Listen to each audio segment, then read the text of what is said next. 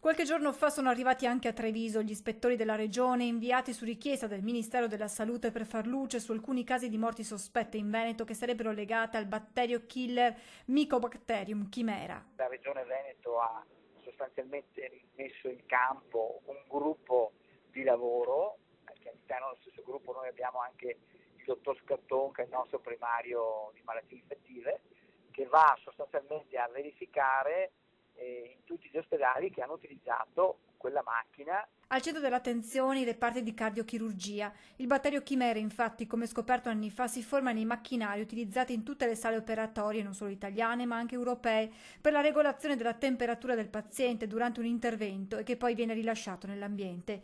Fino a poco tempo fa, prima della morte di un anestesista di Vicenza, il nostro paese sembrava escluso dall'emergenza. Ad oggi sono 6 in Veneto i casi sospetti, 2 in Emilia-Romagna.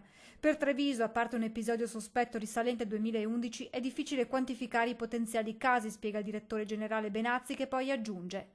Dire ai pazienti che hanno loro pensano un ragionevole sospetto, eccetera, di poter venire nell'ambulatorio che stiamo creando, dando la titolarità al dottor Rigoli, per poter fare un semplice esame del sangue, un'emocultura, e poi verificare se effettivamente c'è questo rischio. Intanto il Ministero della Salute ha chiesto alle regioni dati su eventuali casi di infezione invasiva da chimera e un approfondimento dei dati raccolti a partire dal 2016 dall'Istituto Superiore di Sanità. Innanzitutto con la preoccupazione di mettere in sicurezza la vita e la salute dei cittadini. È giusto garantire sicurezza, fare chiarezza fino in fondo e se ci sono delle responsabilità chi ha sbagliato deve pagare.